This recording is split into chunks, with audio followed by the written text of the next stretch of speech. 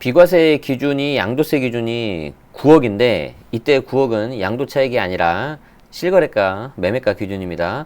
그 기준을 지난 부동산 특위에서 9억에서 이제 12억으로 올리겠다라고 했는데 물론 최종 확정은 안 났습니다만 그 금액을 9억에서 12억으로 기준을 올린다 하더라도 1주택자는 양도세가 중과가 된다고 했는데 중과는 좀 표현이 그렇고요. 양도세가 이제 좀 늘어난다. 이렇게 좀 생각을 하시면 되겠습니다. 자, 오늘 어떤 기사인지 좀 보도록 하겠습니다. 헤럴드 경제에서 가져왔고요. 헤럴드 경제에서 좀 가져왔고 2021년 6월 15일자 기사입니다. 광고가 좀 많이 있어서 헤럴드 경제 측엔 좀 미안하지만 광고 없애고 보겠습니다. 광고를 없애니까 제목까지 없어졌어요. 제목은 아까 뭐였습니까? 1주택자라도 비과세 기준 올려도 1주택자 양도세 더 늘어난다. 자, 보겠습니다. 자, 본지 헤럴드 경제를 말하는 거죠. 여당 방안에 대해서 시뮬레이션 한번 계산해 봤다는 거죠. 비과세 기준 12억으로 상향을 하더라도 서울 아파트 값이 10년간 6억이 올랐기 때문에 반레퍼, 반포 레미안 퍼스테이지를 말합니다. 보통 반포 레미안이라고 해요. 여기에 대한 양도세 부담이 2배가량 늘어난다. 부자 감세 무마하려 부자 증세가 됐다. 라는 건데 핵심은 요 표입니다. 요 표인데 좀 약간 어려워요. 그냥 보시기에는. 이거는 이제 김종필 세무사님이라고 이제 계시는데 이쪽으로 좀 잘 하시는 분이시고 나중에 저도 기회가 되면 저희 채널에 한번 모셔보고 싶은 그런 분이신데요. 김종필 세무사님한테 이제 의뢰를 했나봐요. 헤럴드 경제에서. 그래서 이제 양도세 비과세 기준 및 장기보유 특별공제율 개편을 했을 때 조세부담 비교를 한번 좀 해본 거죠. 그래서 당연히 이 소스는 김종필 세무사님과 헤럴드 경제 측에 있으니까 여러분들이 그거 참고하셔서 보셔야 됩니다. 아시겠죠? 저는 여기서 이제 잠깐 설명만 좀 도와드릴 겁니다. 그래서 저도 한번 좀 헷갈려가지고 해봤는데 다행히 생각한 게 맞은 것 같아요. 그래서 그거 좀 설명드리려고 해요. 자, 현재는 글씨가 좀 작은데 봐주세요. 현재는 9억이야 비과세. 이 9억이 실거래가다. 자꾸 이제 양도차익 9억으로 생각하시는 분들이 계시는데 본인 희망사항이죠. 죄송한데 그렇지 않고 실거래가 9억 넘으면 고가주택으로 해가지고 9억 초과물에 대해서는 세금 내는 겁니다. 자, 어쨌든 9억 이하 비과세고 2년 이상 거주 그리고 보유 거주기간에 따라서 매해 보유 4% 거주 4% 이렇게 4+4로 이렇게 장특공이 21년부터 바뀌는데 그리고 이제 최대 80%까지 장특공이 들어가는데 여당이 이번에 개편안이 뭐냐면 12억까지 이 기준을 올리는데 여기까지 좋았어요. 여기까지 좋았는데 양도 차익에 따라서 장특공률을 차등화하겠다. 그러면 어떻게 차등을 하냐? 양도 차익 5억 이하 80, 5억에서 10억 70, 10억에서 20, 60, 20 초과는 50. 그러면 이 양도 차익이 전체 양도 차익을 말하는 거냐? 9억 초과분을 말하는 거냐? 즉 비과세 부분. 이거는 당연히 비과세 초과되는 그 부분을 말하겠죠. 무슨 말이냐면 좀 어렵죠. 여러분들이 이제 고가주택 비과세에 대해서 알고 계신 분들은 뭐 그냥 이해가 빠르실 텐데 이게 좀 거기에 대해서 이해가 좀 잘 안 되시는 분들은 어려울 수 있습니다. 자, 예를 들어서 제가 설명을 하기 위해서 좀 약간 극단적으로 좀 가져왔어요. 5억짜리 집인데 이게 만약에 이제 20억이 돼요. 그럼 이게 이제 양도가 실거래가지 않습니까? 양도가. 그리고 이제 요게 이제 취득가입니다. 그럼 이 양도 차익은 15억이죠. 양도 차익은 15억인데 이때 기준이 되는 요 9억 있어요. 9억. 요 기준을 넘어버리면은 여기는 과세예요. 과세. 비과세라고 하더라도 여기가 이제 비과세예요. 자, 그러면은 이때 과세를 할 때 어떻게 과세하냐면은 전체 양도 차익이 지금 15억이지 않습니까? 요 전체 양도 차익이 요 양도 차익 15억을 끌어올 때 전부 다 과세를 해버리면은 안 되겠죠. 요 9억 초과분에 대해서만 과세를 해야 되잖아요. 9억 초과분. 여기에 대해서만 과세를 해야 되기 때문에 이때 어떻게 해주냐면은 매가 20억에서 9억 초과분, 즉 20억 빼기 9억. 요렇게 해가지고 계산을 해줍니다. 자, 그러면은 계산기 한번 두드려 볼까요? 그러면 15 곱하기 11 나누기 20 그러면은 8.25억이 나와요. 이게 이제 실제 과세가 되는 부분이다.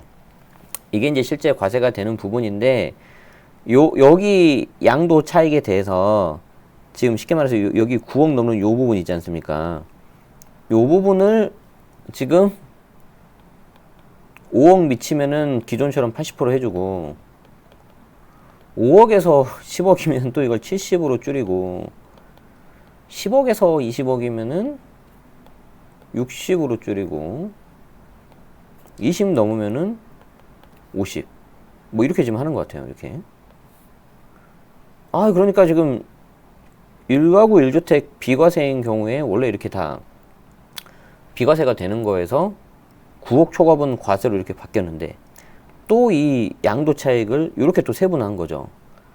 아 1주택자는 좀 안 건드리면 좋겠는데 개인적으로 왜 그러냐면 이 1주택자들 이 장특공을 해주는 요소가 다른 게 아니라 내가 1주택 하나만 가지고 있으면 투기 수요가 아니잖아요.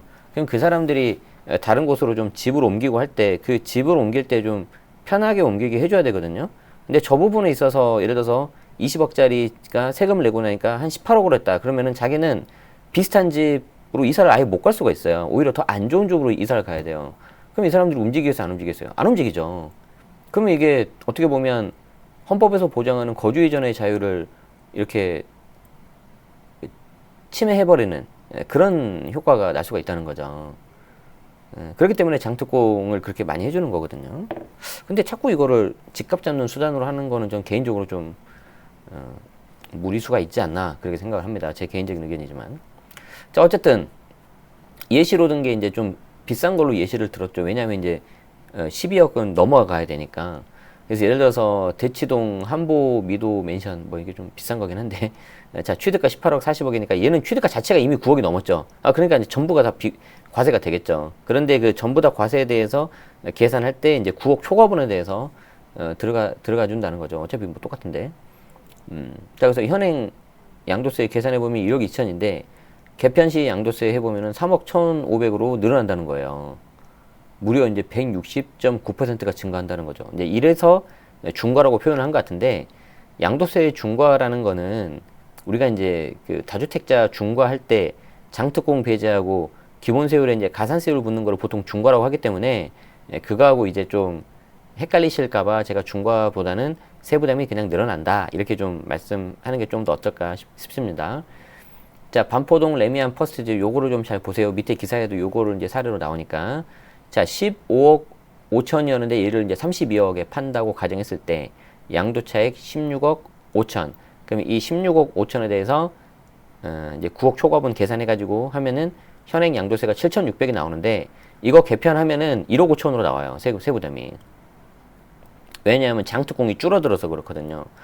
아 그러면은 32억에서 내가 7,600 이거 팔고 예를 들어서 뭐 30억짜리로 가고 싶었는데 요거 더 내가지고 더 이거 줄어들면은 못 갈 수 있죠. 그럼 어떻게 되겠어요? 가만히 있겠죠. 이 사람들이. 그러면 이제 가만히 있으면서 뭘 내야 돼요? 보유세를 내야 되겠죠. 미실현 차익에 대한 보유세를 내는 거겠죠. 그러면 이제 이 중에서 이제 몇몇 물건들이 나오겠죠. 그러면 그 물건들이 나오면은 그 물건을 누가 살까? 다주택자가 사겠습니까? 일단 취득세 많이 나오는데 또 보유세 내야 되는데 안 사겠죠. 1주택자가 살까? 제가 장담하는데 1주택 무주택자 제가 장담하는데 무주택자 중에 살 사람 거의 없을걸요? 왜? 아 내가 사면 이렇게 얻어맞는 거 이게 알겠거든. 제가 봤을 때 절대 못 살걸요? 저라면 살 것 같아요. 저라면 이제 좀 해본 사람들은 해본 사람은 사겠죠. 근데 무주택에서 이게 하신 분들은 경험이 없으셔가지고 더 떨어질 것 같거든요. 더 떨어질 것 같아요. 그럼 언제까지 떨어질 거냐? 그 기준은 없어요. 예를 들어서 나는 이게 30억인데 뭐 한 25억으로 내려오면 사겠다. 20억으로 내려오면 사겠다. 제가 떨어지면 사겠다고 하신 분들 중에서 그러면 기준점이 얼마입니까? 물어봤을 때 대답하는 사람이 없더라고요. 제 주변에서. 모르겠어요. 제 주변에 좀 그러신 분만 우연히 있어서 그런지 모르겠는데 여러분들 한번 주변에 한번 물어보십시오. 떨어지면은 사겠다 하신 분 계시면은 그러면 얼마까지 떨어지면 사겠냐 한번 의견을 물어보시기 바랍니다. 답변이 어떻게 나오는지. 자, 송파구 잠실동 우성 아파트는 취득가 8억 4,500인데 매도가 18억, 양도차익 9억 5,500인데 현행 양도세, 개편시 양도세 똑같습니다. 왜 그러냐면은 어차피 이게 올라가 봤자 그 장특공 줄어드는 그 비율에서 뭐 별다른 효과가 없으니까 변동이 없기 때문에.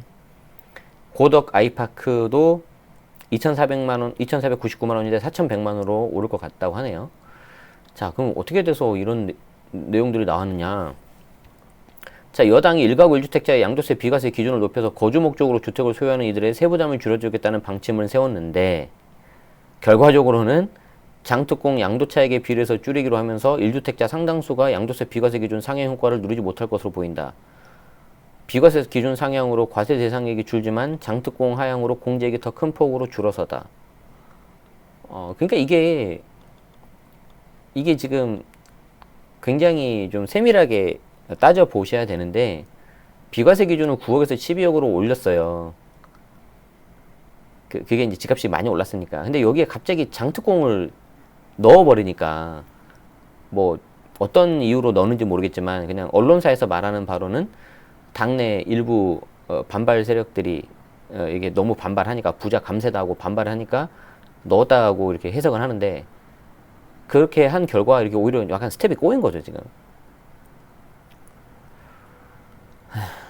자, 15일 정치권에 따르면 부동산 특위는 1가구 1주택자의 양도세 비과세 기준액을 9억에서 12억으로 상향하고 1주택자에 적용하는 장특공을 양도차익 규모에 따라서 차등하는 내용을 담은 양도세 개편안을 마련하고 최종 검토 중이다. 현행 세법에 따르면 1가구 1주택자는 2년 이상 거주한 경우 여기서 이제 중요한 게 2년 이상 거주를 해야 됩니다. 2년 이상 거주를 해야지 저 이제 최대 80% 장특공이 되는 거지 2년 이상 거주 안 해버리면은 아예 적용이 안 되고 일반 장특공 맥스 30% 그게 되는 거예요. 아니 내가 비조정일제 사는데 무슨 소리냐. 아니 그거는 비과세 판단했을 때 거주인 거고 이 장특공은 그거하고 다르게 무조건 양도 기준으로 봤을 때 거주를 하셔야 됩니다. 그래서 조심하셔야 되는 거죠. 자, 특위는 양도 차익에 따라서 차등 공제를 적용할 계획이다. 아직 확정은 안 됐어요. 양도 차익이 5억을 넘으면 공제 혜택을 줄이는안이 유력한데 아까 말씀드린 것처럼 10년 이상 보유 거주하더라도 5억에서 10억이면 80이 아니라 70, 10억 넘어가면 10억에서 20이면 60, 20억 넘어가면 50. 자, 특위 안대로라면 1주택자도 고가주택에 살 경우 사실상의 양도세 중과 조치. 그러니까 이때 중과는 여러분들 생각하는 장특공 배제 기본세율 가산 그게 아니고 세부담이 이제 늘어나는 세부담이 증가하는 그 중과라고 보셔야 됩니다. 그래서 부자 감세라는 비판을 무모하게 해서 부자 증세를 택한 셈입니다. 아, 이 말이 정말 너무 와닿는 거죠. 아니 9억에서 12억으로 기준점을 올려준 게 아니 왜 부자 감세입니까? 그게 2008년도에 개정된 거를 그동안 지금 12년, 13년이 지나서 현실화한 거죠. 특이 내용도 그렇게 들어갔는데 근데 이제 이게 일부 부자 감세다라고 비판을 하니까 아 그러면은 이제 장특공 이제 그걸 좀 무마하기 위해서 장특공을 건드려 버렸는데 결과적으로는 좀 약간 스텝이 꼬인 지금 이런 이제 결과가 나온 거예요. 그래서 이제 김종필 세무사님한테 의뢰해서 요거를 이제 시뮬레이션 해보니까 위에서처럼 세부담이 급증한 경우로 나오고 양도차익 규모에 따라 다르지만 세액이 3배 가까이 늘어난 사례도 있었다. 자, 그래서 보세요. 자, 반포동 레미안 퍼스티지 반네퍼죠. 전용 84, 그러니까 30평대입니다. 이걸 10년간 보유 거주한 1주택자가 아파트를 팔 때 내야 되는 양도세가 7,676만원에서 1억 5,246만원으로 98.6% 증가했다. 국토부 실거래가 자료를 바탕으로 추정한 양도차익이 16억 5천으로 장특공 60%를 적용받게 돼서다. 자, 이건 이제 어떤 말인지 볼게요. 자, 이게 이제 무슨 말이냐면 요거인 거죠. 여러분들이 이제 여기서부터 좀 잘 보셔야 되는데. 자, 반네퍼 사례를 좀 보겠습니다.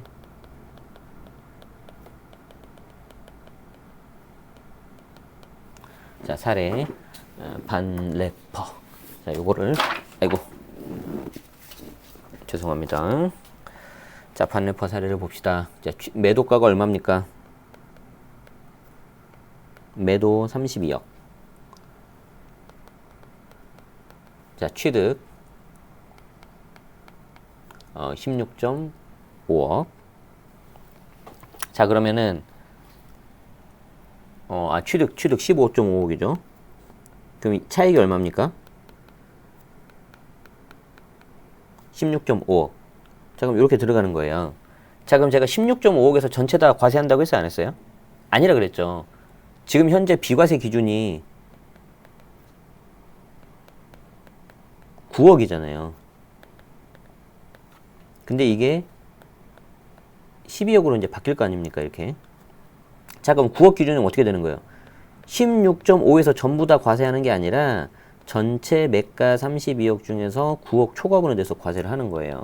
자, 그럼 16.5 곱하기 16. 저 지금 계산기 두드리고 있어요. 곱하기 30에서 9 빼면 23이죠. 그리고 나누기 32 하면은 이게 이제 11.85억 이렇게 나와요. 그게 이제 요 숫자가 요거일 거예요.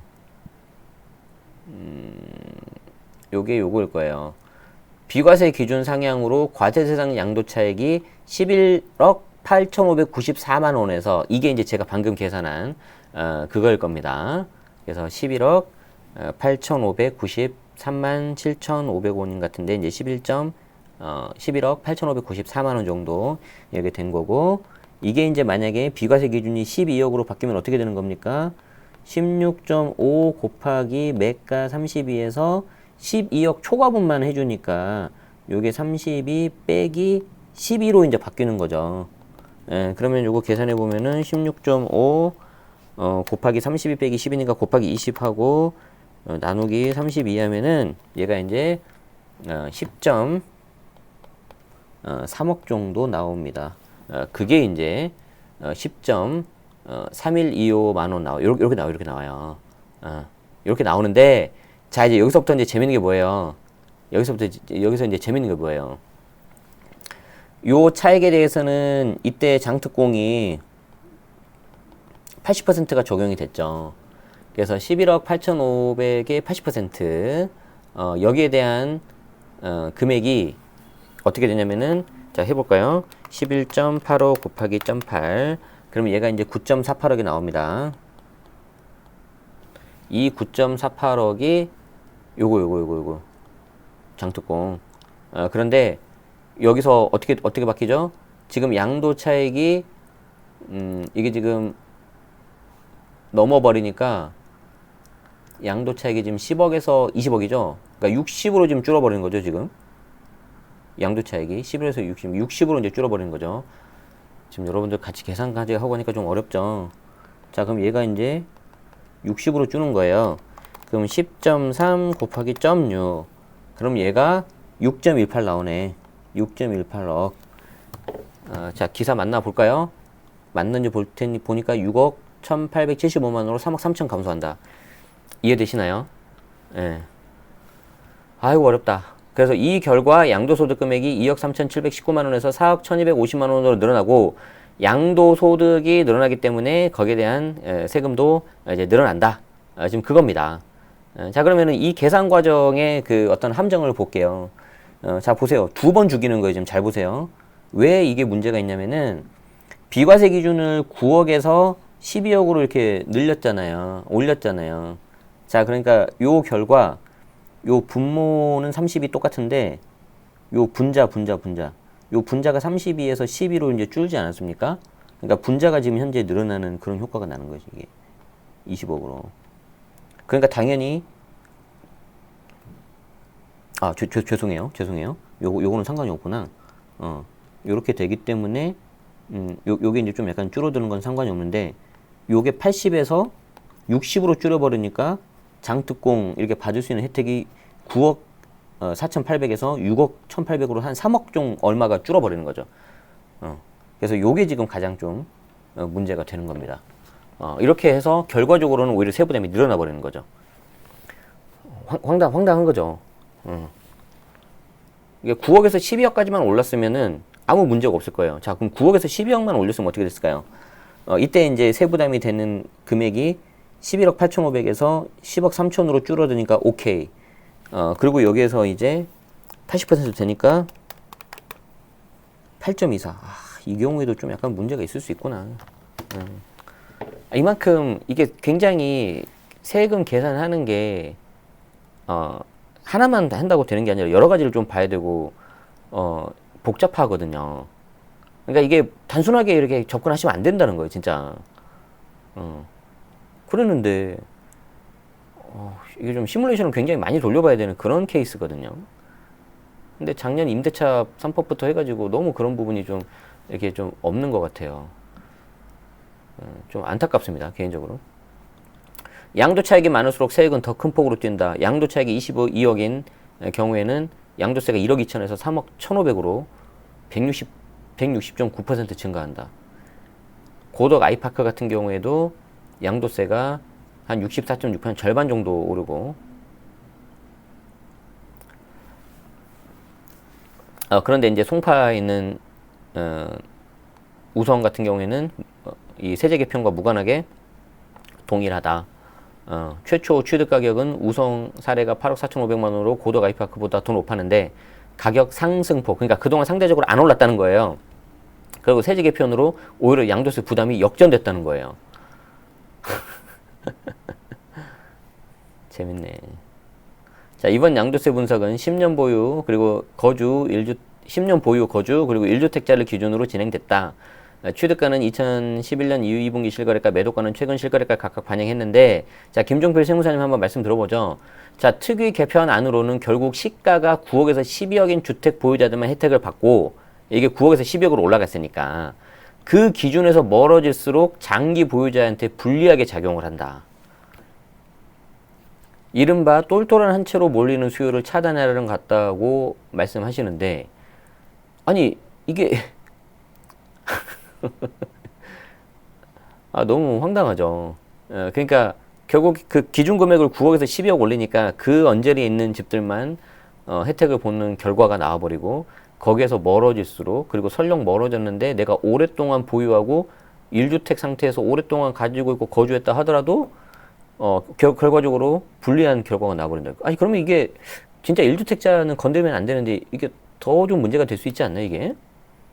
그래서 서울 평균 아파트값이 지난 10년간 5억 이상 올랐다는 점을 고려하면 서울을 장기 보유 거주한 이들 중 상당수가 이 장특공 혜택을 누리지 못할 것으로 예상이 된다. 이거는 뭐 제가 이제 이쪽 전문가는 아니지만 제가 이제 한 학기 동안 그 뭐 아주 진짜 정말 조금 했는데 그 논문 같은 거 보면 이런 거 정말 한번 실증 실제 조사 한번 해서 검증 한번 해볼 필요가 있을 것 같아요. 이거는 진짜 갑자기 딱 그런 생각이 좀 드네요. 이게 정말 이렇게 해도 되는 건지 이건 좀 검증이 진짜 필요할 것 같은데. 자, KB국민은행에 따르면 지난 5월 11억 2,375만 원으로 2011년 5월 보다 6억 가까이 올랐다는 게 10년 동안 6억이 올랐다는 거죠. 시가가 12억이 넘는다면 가격이 평균만큼만 올랐어도 공제 혜택을 받지 못한다. 최근 아파트값 상승세가 거셌던 만큼 향후 공제된 혜택 축소는 더 늘어날 것으로 점쳐진다. 그러니까 저도 지금 이 내용 자체 보니까 더 약간 깊숙하게 좀 분석을 하고 좀 그래야 될 여지가 많은 그런 기사 같아요. 그러니까 굉장히 좀 어떻게 보면 생각할 거리가 많은 거니까 좋은 기사라고 저는 개인적으로 생각을 합니다. 그 중에서 좀 더 세밀하게 검증이 돼야 되지 않을까. 좀 전문가 분들께서 좀 해주시면 더 좋겠네요. 강남권의 경우 당장 올해부터 가격이 중위값을 하회하는 아파트까지 공제 혜택이 줄어들 전망인데, 강남 11개 구의 중위 아파트 매매 가격이 지난 10년간 5억 9,700에서 12억 2,600으로 6억 3천만 원 가량 상승했다. 자, 서진영 경인여대 경영학과 교수는, 자, 1가구 1주택자도 양도세 중과를 하면 어떻게 하느냐. 1가구 1주택자도 이렇게 양도세가 이렇게 늘어나면 어떡하냐 도대체. 아무리 가진 자에게 세금을 중과한다 하더라도 거주 목적으로 집 한 채 가지고 있는 1주택자의 세금을 높이는 것은 조세 정서와도 맞지 않는다. 저도 공감이 갑니다. 아주 definitely입니다. 영어로 한다면 totally. 소득이 줄더라도 세금 때문에 집을 팔고 이사 갈 수 없을 거다. 더 문제는 저 집을 팔아도 예를 들어서 내가 한 10억짜리 하던 집인데 한 15억 하던 집인데 저걸 판다고 해서 온전히 그 현금이 나한테 들어오지 않는다는 거죠. 그 재원, 근본이 되는 그게 깨져버려요. 그럼 오히려 그걸 깨는 순간 나는 완전히 그게 자산이 확 줄어버리는 거죠. 근데 그냥 안 하고 있으면 좋은데 보유세까지 올라가 버리니까 굉장히 좀 이렇게 진퇴양난인 그런 케이스가 될 것 같아요. 그래서 한번 생각을 해보세요. 상상을 해보세요, 다들. 예, 저게 이제 뭐 정부가 원하든 아니면 뭐 이렇게 일부 사람들이 원하든 정말 저 물건들이 매물로 나왔을 때 값은 이제 적체가 되면 쌓이겠죠. 그게 적체가 돼서 쌓였을 때 그걸 살 수 있는 사람이 누가 있을까? 결국 살 수 있는 사람 대다수는 장담하건대 원래 자산이 있거나 현금이 있거나 그런 사람밖에 못 사겠죠. 보유세를 낼 수 있는 사람은 현금 흐름, 현금 소득이 계속 많이 나올 수 있는 그런 사람밖에 안 돼요.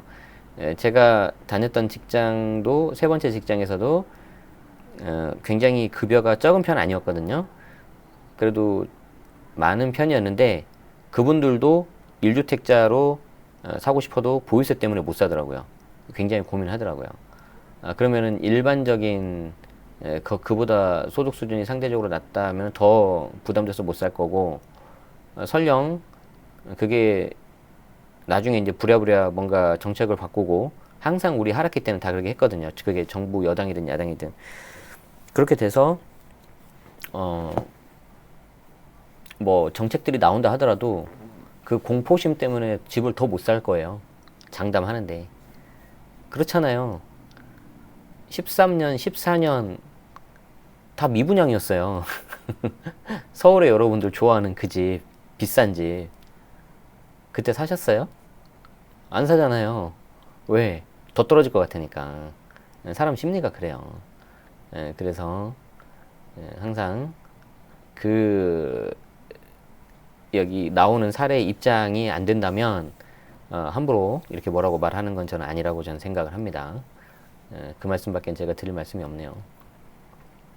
아직 뭐 어떻게 될지 모르니까 기다려보고 이제 특위안 중에서 이제 임대사업자는 별말이 없는 거 보니까 그냥 밀어붙일 것 같고 1주택 재산세는 그 진짜 조삼모사거든요. 눈 가리고 아웅인데 6억에서 9억 하니까 뭔가 좀 혜택이 있는 것 같으니까 별말이 없고 지금 이슈가 종부세하고 양도세인데 저게 지금 결정이 안 돼서 이제 좀 뭐 좀 나온 거 없나라고 이제 찾아보니까 저 기사가 나와서 제가 지금 좀 양도세 부분에 대해서 시뮬레이션 잘 돼 있어서 가져와서 분석을 했는데 굉장히 좀 제가 생각한 것보다 다 하고 나니까 아주 좀 씁쓸합니다.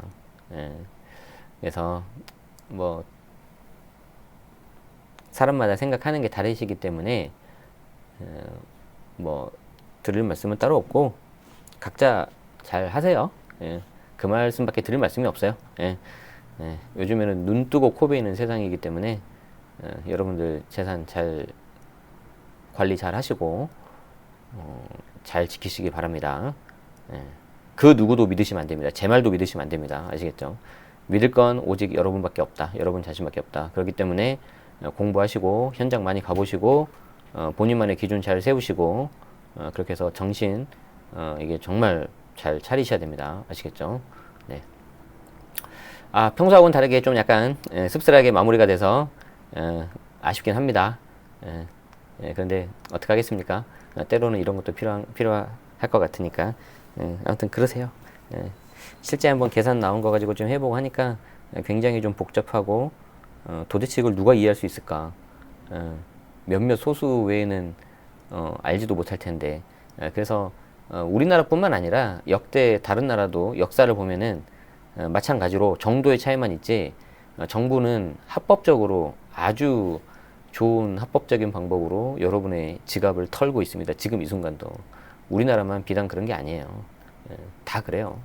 그렇기 때문에 정신 잘 차리시고 잘 해증하시고 잘 지키시기 바랍니다. 네, 오늘 좀 약간 너무 진중하게 마무리해서 좀 죄송합니다. 오늘 저는 저녁에 오랜만에 외부 특강이 있어서 거기 좀 잘 다녀오도록 하고요. 오늘 그래도 좀 또 좋은 소식이 왔는데 그 소식 어떻게 될지 결과 나오면 다음 주 정도 나올 것 같은데 뭐 이렇게 좀 말씀드리고 그럴 수 있도록 하겠습니다. 네. 어쨌든 시간 내주셔서 감사하고요. 여러분들 식사 맛있게 하시고, 제가 질문 좀 못 받았는데 죄송하고, 절친분들은 남겨주세요, 댓글로. 제가 좀 몰아가지고 한꺼번에 하겠습니다. 어제 보니까 좀 몇몇 분 남겨주셨는데 제가 바로 피드백 못 드린 거 죄송합니다. 시간 될 때 한꺼번에 좀 몰아가지고 피드백 드릴 수 있도록 하겠습니다. 네, 고맙습니다. 여기서 마치겠습니다.